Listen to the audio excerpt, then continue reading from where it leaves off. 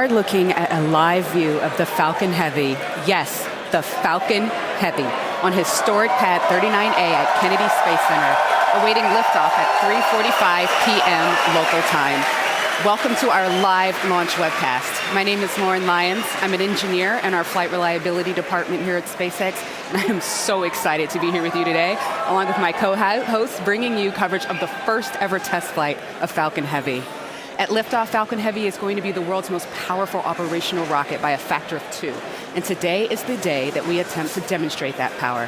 And because it is a test flight, there is no satellite customer on board the vehicle today, but the fairing is not empty. We do have some very interesting payloads going up on this flight that we'll talk about later on in the webcast. We'll also walk you through the mission profile because this ain't your typical Falcon launch. We've got 28 engines, 3 boosters, 3 separation events, 3 landing attempts, and there's going to be a lot of activity happening all at once. So this test flight is bound to be exciting one way or another. All right, we've got a ton to walk you through today, so let's get going. Hi, I'm Michael Hammersley, a materials engineer in the avionics department. We're very excited. I'm sure you can hear it. To my right, we have a live view of Falcon Heavy on the pad at Kennedy Space Center. Falcon Heavy is essentially 3 Falcon 9 rockets all strapped together, which means it can carry much larger payloads not only to Earth orbit, but to the Moon and Mars as well. So like Falcon 9, Falcon Heavy is a 2-stage launch vehicle. The big difference is that the first stage in Falcon Heavy is comprised of 3 cores, while Falcon 9 has only 1. Now, each one of these 3 cores has 9 M1D engines, making for a total of 27 engines overall. Altogether, those engines produce 5 million pounds of thrust, which is equal to 18 747s at takeoff. In fact, the engines are producing so much power that we don't run them at full thrust all at once. So during ascent, Falcon Heavy will throttle its thrust up and down in both the side and the center cores in order to balance the aerodynamic and structural loads on the vehicle.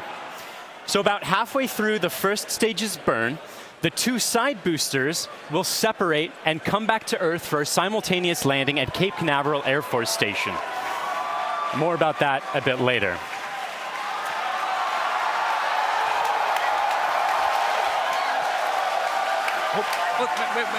Wait.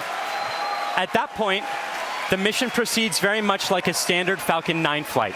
The center core will keep on firing for another minute to burn all of its fuel, and it will perform a standard stage separation from the second stage on top.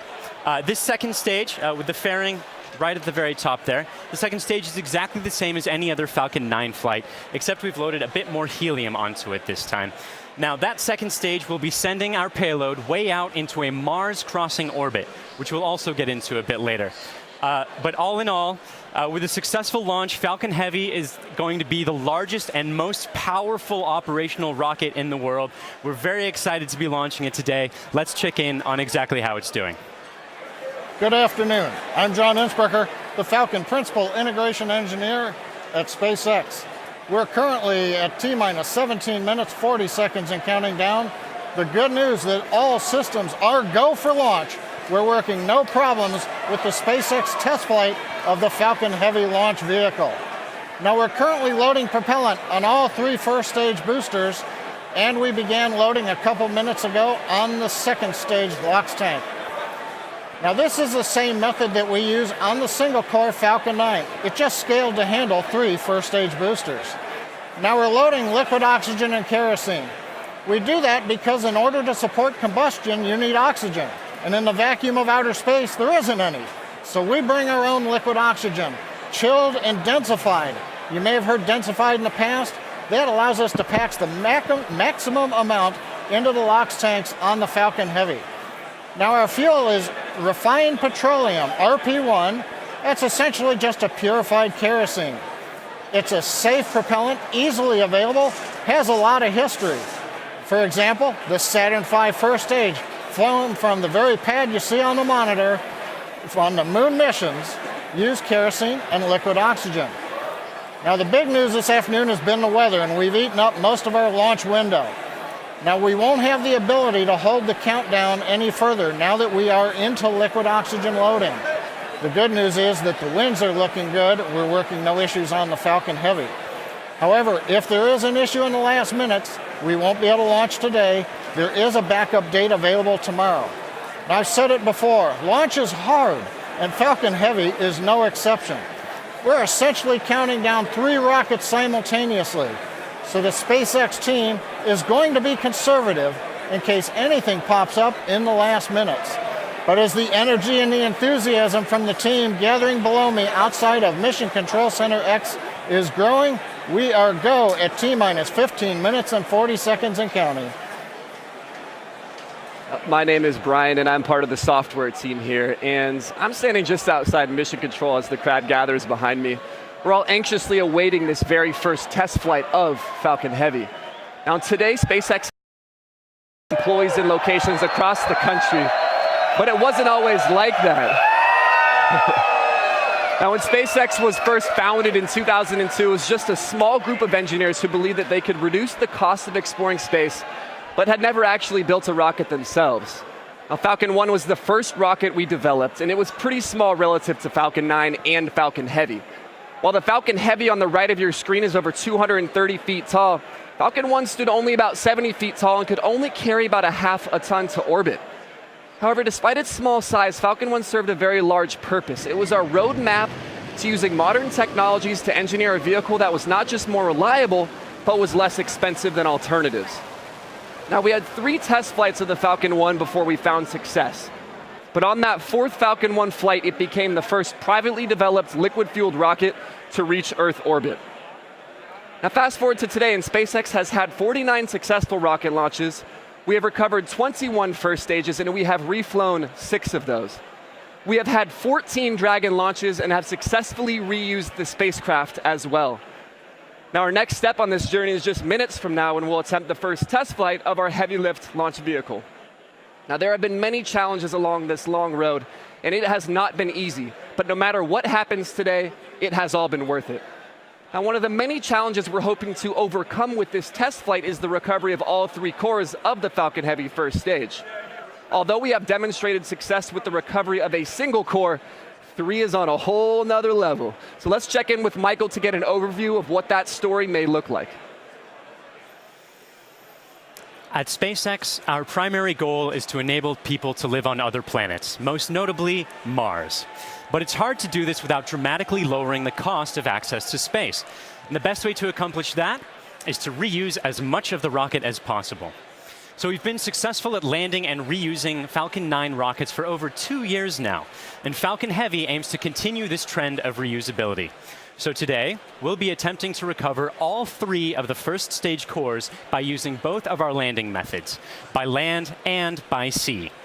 So the side boosters have actually been used before on missions TICOM 8 and CRS 9. And at the time of booster separation, during ascent, the side cores will still be going slowly enough to turn around. So it makes sense to return them to Cape.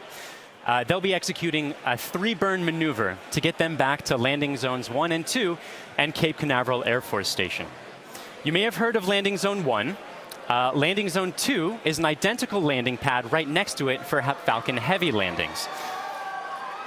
The center core will be going too fast to efficiently return it to Cape Canaveral Air Force Station. So we're going to use the autonomous spaceport drone ship to catch it about 300 miles off the Florida coast. It will also be executing 3 burns to get there. So if all goes well after launch, we'll have 3 first stage cores back on Earth, 2 for the second time, and a wealth of data for perfecting airplane-like operation in the future. So countdown is still proceeding nominally. So let's check in again on how Falcon Heavy is doing. We just passed T-minus 12 minutes in the countdown of the test flight of Falcon Heavy. Fuel is completely loaded on the second stage. The first stage is also loaded with fuel, except for a small top-off that'll happen between T-minus 7 minutes and T-minus 6 minutes. Our major activity now is loading liquid oxygen on the boosters and the second stage. Liquid oxygen propellant loading on the first stages will end between T-minus 4 minutes and T-minus 3 minutes. Liquid oxygen loading on the second stage is the last one to finish, ending by T-minus 2 minutes. Now, in addition to loading propellant, the team is preparing to perform their final checks of the Merlin engines. will begin chill-in of the Merlin engine turbopumps with liquid oxygen as typical at T-minus 7 minutes like we do on Falcon 9 flights. We'll also be verifying valves and using the thrust vector control actuators to move the engines to verify the actuators are working correctly. As we get to T-minus 4 minutes, the clamp on the top of the strung back will open. You can see it just behind the Falcon Heavy. That entire structure will move about 1.5 degrees away from the rocket. At liftoff, it will move the rest of the way to clear Falcon Heavy, just like Falcon 9 flights. At the T-minus 1 minute mark, the flight computers will go into startup mode. They'll be controlling the countdown on the Falcon Heavy. What's different in this flight, engine ignition will begin at T-minus 5 seconds on the 2 side boosters, followed 2 seconds later by the center core. Now we're continuing to watch the weather, making sure that the ground liftoff winds don't exceed the maximum, but they're looking good right now. We continue monitoring the upper altitude winds as reported by the balloons. But right now at T-minus 10 minutes and 10 seconds and counting, the Falcon Heavy test flight is go. Because the first flight of Falcon Heavy is a test mission, we do not have a customer spacecraft on board today. Instead, we put something a little special with SpaceX inside the fairing. Now, more often than not, on the first flight of a new rocket, engineers will choose to fly a mass simulator, which is basically a heavy object of some sort to simulate the dynamics of flying a payload, but with little consequence if the mission doesn't work out exactly as planned. And as many of you already know, we have opted to have a little fun with our mass simulator. Stacked inside the fairing is Elon's cherry red Tesla Roadster, and inside of it, a passenger. His name is Starman, but don't worry, he's not human. But he is donning the SpaceX-designed spacesuit that our human astronauts will be wearing on Crew Dragon. And if all goes well today, we hope to get some live views of it as it makes its way into space. Now, in addition to the Roadster, you might also catch a glimpse of a smaller passenger, which is a tiny little Hot Wheel Roadster carrying a tiny little Starman, which is a little Easter egg for today's mission, so keep your eyes peeled for that. But those are not the only payloads we're flying today. Secured inside the Roadster is another really special passenger called an ARC. An ARC is a 5D laser optical quartz storage device, which is essentially a high-tech, high-data storage unit that can survive in the harsh environment of space. It's built by the ARC Mission Foundation, which is an organization whose purpose is to store libraries of human knowledge and data on these devices and send them off into space with interplanetary travelers, thus preserving human achievements well beyond Earth. On the ARC that's being launched today, the Foundation has stored Isaac Asimov's classic sci-fi series, The Foundation Trilogy, which was the original inspiration for the ARC mission. And given that making humanity a multiplanetary species is the core purpose of SpaceX, launching an ARC on this mission just seemed fitting. And last but certainly not least, a little something special for our hardworking SpaceX team. Mounted on the payload attach fitting, which is the structure that holds the Roadster onto the second stage, there's a plaque on which the names of over 6,000 of our SpaceX employees are engraved. The work that goes into designing, building, testing, and launching a vehicle of this sort is no small feat. And we are super excited to be a part of the Roadster's billion-year journey through the solar system. As Lauren just mentioned, if all goes well today, Falcon Heavy will put the Roadster on board into an Earth-Mars orbit around the sun on a journey that could last for 1 billion years. Now, on a universal scale, this means that the Roadster will be tracing the shape of an ellipse with the sun at one of its fixed points, or one of its foci. And we call this heliocentric because it is sun-centered. The outermost distance on that same ellipse will intersect the path that Mars takes while it is on its own journey around the sun. That's quite far away. That will reach a maximum distance from Earth of over 400 million kilometers. In Earth terms, that's about the same as a trip around the equator 10,000 times. Now, during its journey, the Roadster will also reach a maximum velocity of nearly 40,000 kilometers per hour, or about 20 times faster than a speeding bullet. Now, as we said, it should stay up in orbit around the sun for about 1 billion years, and it's a very long, exciting road ahead, and we are thrilled to be able to take the first steps on that journey just 5 minutes from now.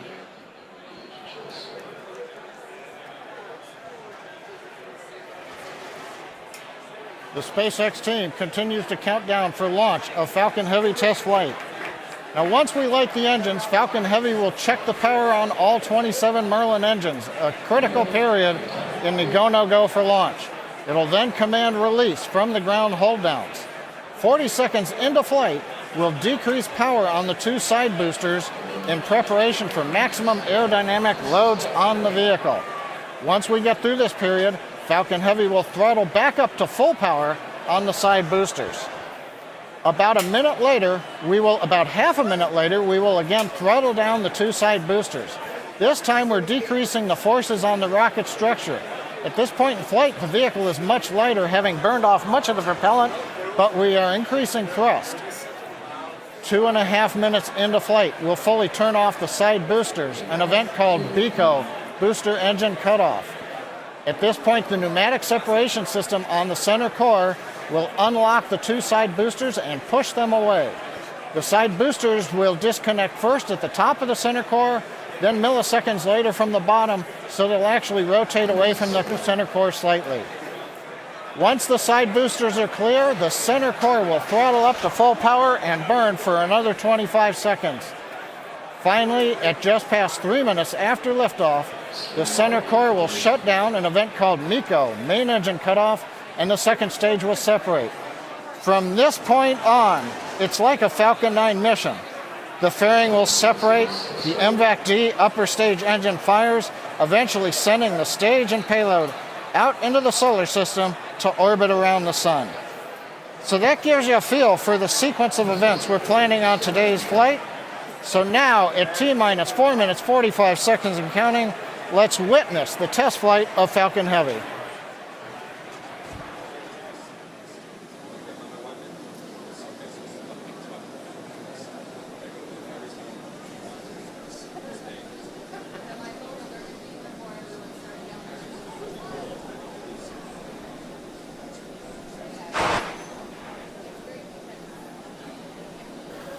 MVAC and A1D fuel bleed has started.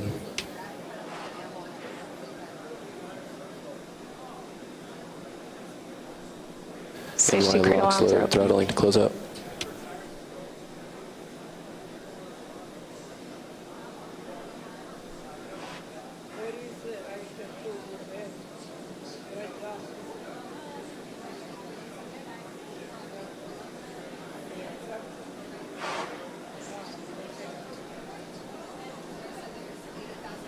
NY lock slide complete.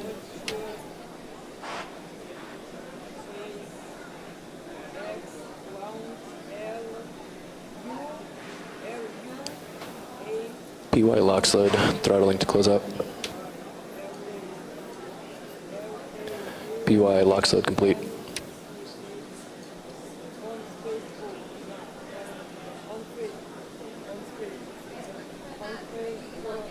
Stage 2 TVC motion's nominal.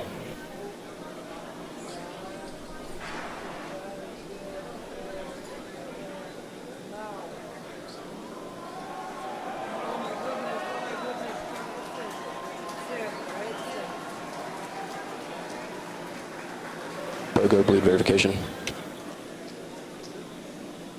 Center core lock slide complete. Strombeck lower has ended. Strombeck's at 88.2 degrees.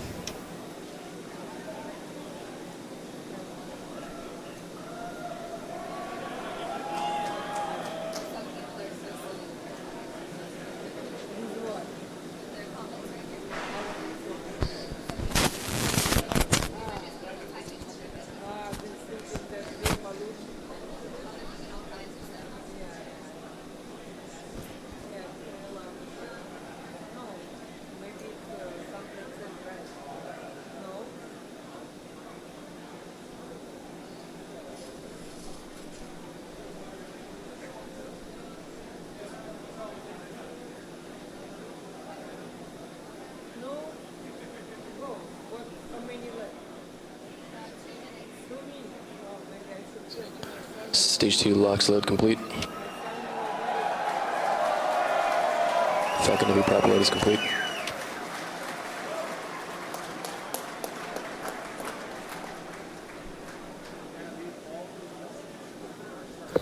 Falcon Heavy is on internal power.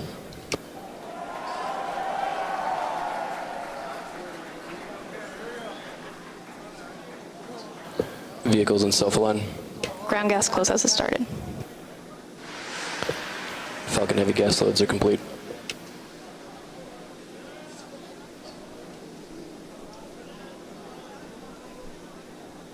M1D fuel bleed complete.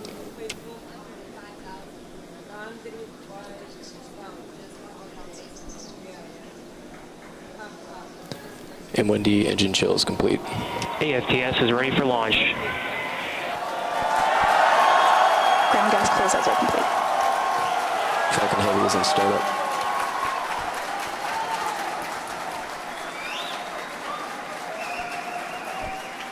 Stage 2 present for flight.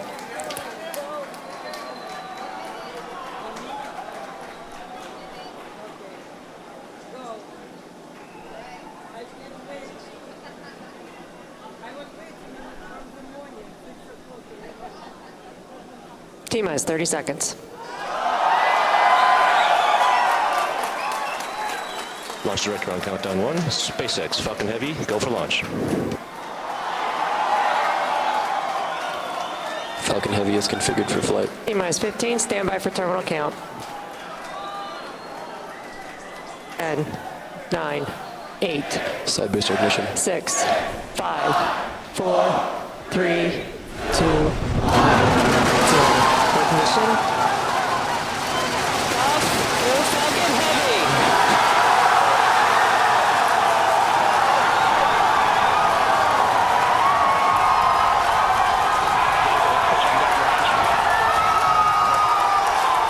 Stage 1 propulsion is nominal.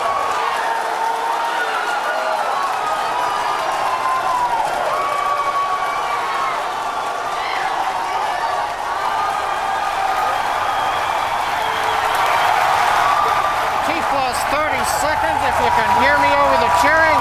Falcon Heavy heading to space on our test flight. Building on the history of Saturn V Apollo, returning pad 39A to interplanetary missions. We're getting ready to throttle down for max Q.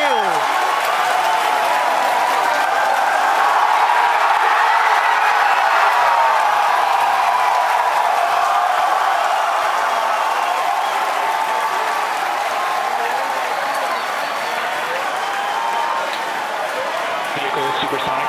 You've heard the call out. Vehicle is supersonic.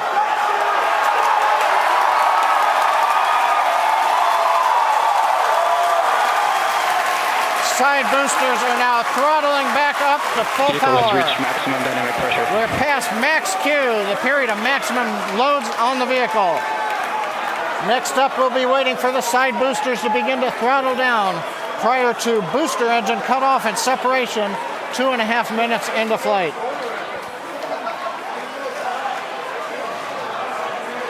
GNC trajectory looks good on the Falcon Heavy.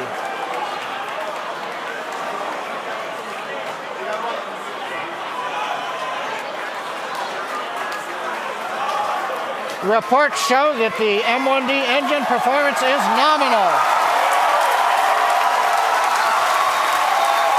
Contact engine chill has begun. Side boosters have begun to throttle down in preparation for the upcoming shutdown in 20 seconds.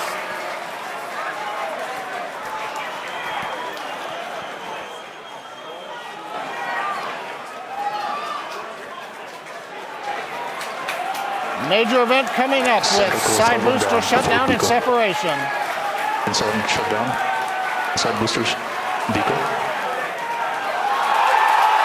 Center. We throttling up. S1 keeps going.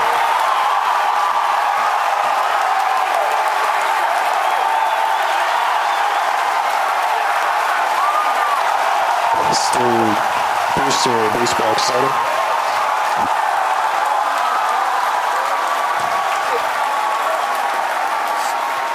Successful separation. We're coming up on MECO and shutdown. Stay set. Separation confirmed. Wave on recognition. This big burn looks good on side boosters. Backbone startup.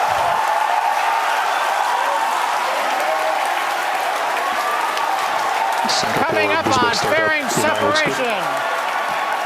Center core side engines on power, also look good.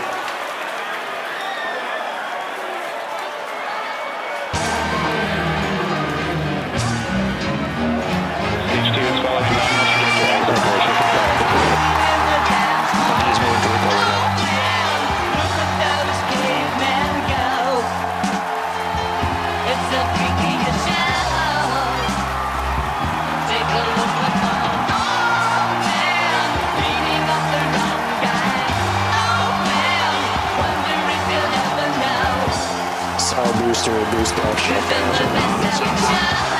Center core boost back burn shutdown.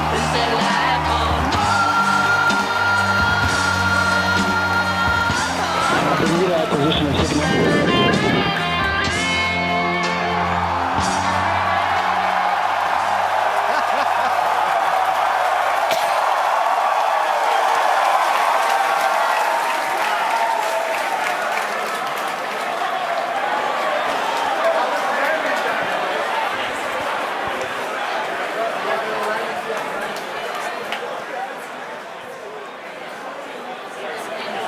Wow. Wow. Did you guys see that? That was awesome. That's the only thing I can really that was say right absolutely now. wild. Absolutely wild. I got nothing else. Oh, man. Recapping all the great things that you just saw there. Successful liftoff from the pad, successful stage separation, but before that, successful booster separation. You can see stage one. The two side boosters, pardon me, you can see the center core, and you can see MVAC lit up. Oh my gosh. Then the beautiful shots of Starman chilling in the Tesla Roadster. Just absolutely incredible. On your screen at the moment, you've got a few things happening. On the upper right, you've got MVAC D continuing its burn. On the upper left, you have the center core headed back towards the autonomous spaceport drone ship.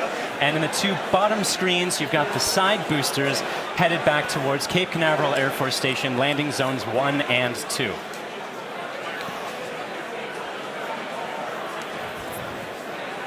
The next step coming up for the side boosters and the center booster is the re-entry burn. That's going to slow it down from, or slow all the boosters down from way faster than the speed of sound to just faster than the speed of sound in order to reduce some of those aerodynamic forces and heating that occurs when you're moving that quickly through the atmosphere.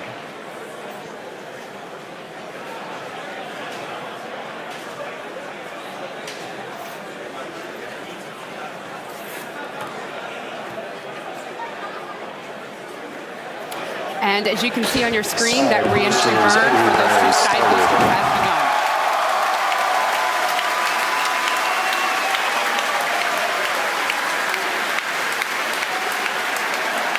Side boosters entry burn shut down. Side core entry burn target.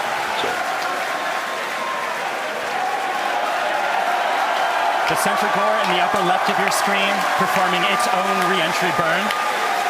You can see the edge of Cape Canaveral in both of the side booster cameras as those are coming in. PY and NY side boosters have saved. Center core entry burn shutdown. And even though those look very similar, those two boosters' views, those are actually representing different boosters. And they're heading towards Earth. They're about to begin their landing burns. We'll hopefully be able to bring you nice footage of that. Both side boosters transonic. And watch for the landing lights deploy at the tail end of that landing burn.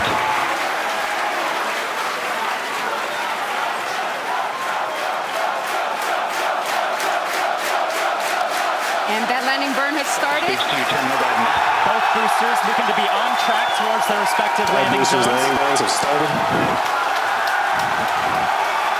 Side boosters landing legs are deployed.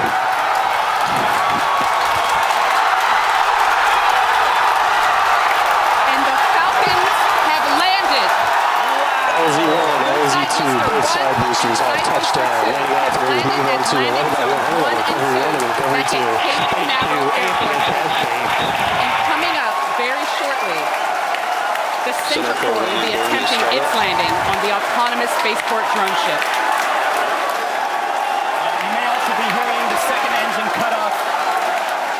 Oh, check on your screen. Sometimes this footage goes out when it approaches the drone ship and the heavy vibrations make it lose signal. We're crossing our fingers that's not the case right now. Stage 2, nominal parking orbit insertion. So it looks like that landing is happening at the moment. We have lost signal. We're hoping that signal comes back shortly. Oh, man. Yeah, as Michael mentioned earlier with the vibrations of the rocket and how it shakes up the cameras that are on the drone ship, sometimes we do lose signal or shakes up the antennas. Oh, and we've just gotten confirmation We're waiting to hear what happens, and so we're listening in, and we're still waiting to hear. We'll let you know as soon as we find out. You'll know. People are cheering, but we'll get the call and know hopefully very, very soon how that center core is doing, whether it's standing up proud on that drone ship or not. Meanwhile, other two landings. those were absolutely gorgeous. Meanwhile, the second stage is continuing its trajectory towards Mars. It's all looking good there. John Ike, come give us a recap of the full mission. He stands. Well, if you could hear all that cheering, it was an outstanding test flight of the Falcon Heavy.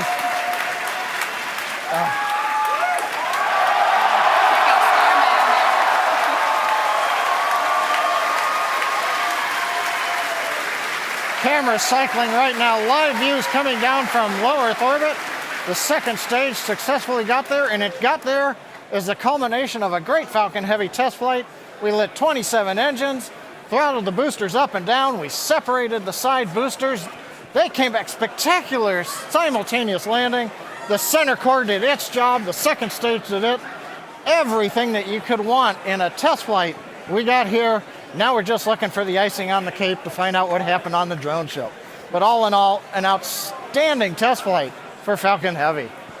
Wow, what an absolutely momentous occasion. Thank you so much to the range for contributing their expertise to today's launch, the FAA for the licenses to launch and land those boosters, as well as the rest of Falcon Heavy. And thank you to you, the viewers, for joining us for a really, really cool moment here.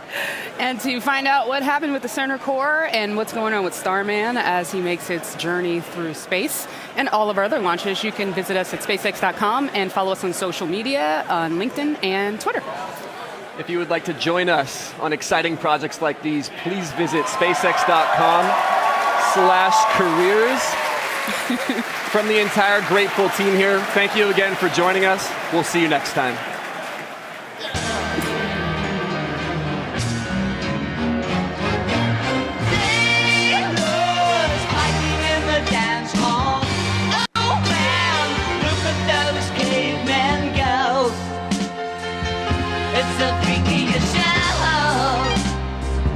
Take a look at the old man beating up the wrong guy. Oh man, wonder if he'll ever know who's in the best-selling show. Is there life on Mars?